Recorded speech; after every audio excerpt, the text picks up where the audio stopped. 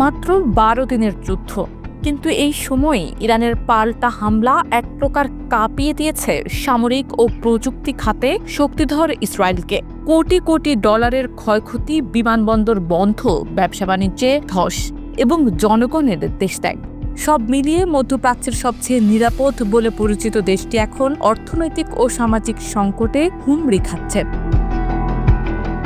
মার্কিন সমর্থন, উন্নত প্রতিরক্ষা ব্যবস্থা এবং আগ্রাসী সামরিক প্রস্তুতি সত্ত্বেও ইরানের পাল্টা আঘাতে ইসরায়েলের যে ভয়াবহ আর্থিক বিপর্যয়ের মধ্যে পড়েছে তা এখন স্পষ্ট হয়ে উঠেছে। বিশ্বখ্যাত অর্থনৈতিক গবেষণা প্রতিষ্ঠান অ্যারন ইনস্টিটিউট ফর ইকোনমিক পলিসির তথ্যমতে যুদ্ধটি যদি পুরো ১ মাস চলত, তাহলে ইসরায়েলের মোট ক্ষয়ক্ষতির পরিমাণ $12 বিলিয়ন ছাড়িয়ে যেত। শুধু প্রথম সপ্তাহেই দেশটি ব্যয় করেছে প্রায় $5 বিলিয়ন, প্রতিদিন গড়ে $725 মিলিয়ন। এর মধ্যে আক্রমণাত্মক অভিযানে ব্যয় হয়েছে $593 মিলিয়ন এবং প্রতিরক্ষা ও সেনা সংহতকরণে $132 মিলিয়ন।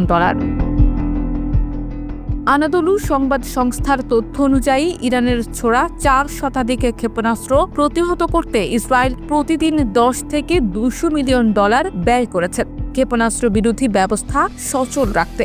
যুদ্ধ চলাকালে 4,50,000 রিজার্ভ সেনাকে ডাকা হয়, যার কারণে হাইটেক, কৃষি নির্মাণ এবং সেবা খাতের কাজে ব্যাপক শ্রম ঘাটতির সৃষ্টি হয়। আনাদোলু বলছে, ইরানের হামলায় তেল শোধনাগার ও হাইফা তেল আবিবের কৌশলগত স্থাপনাগুলিতে ক্ষতি হওয়ায় প্রতিদিন $3 মিলিয়ন লোকসান হচ্ছে।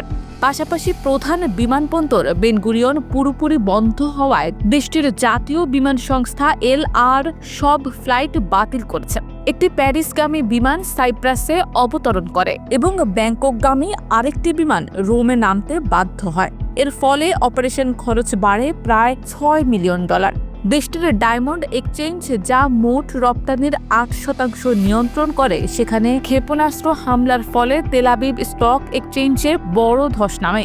বিনিয়োগকারীদের মধ্যে আতঙ্ক ছড়িয়ে পড়ে এবং বাজারে বড়সড় বিক্রি শুরু হয়, যার ফলে অর্থনীতির উপর তাৎক্ষণিক নেতিবাচক প্রভাব পড়ে। সব মিলিয়ে সামরিক সাফল্য এবং কৌশলগত অগ্রাধিকার নিয়েও ইসরায়েল এখন যুদ্ধের এক অনাকাঙ্ক্ষিত খরচে জর্জরিত।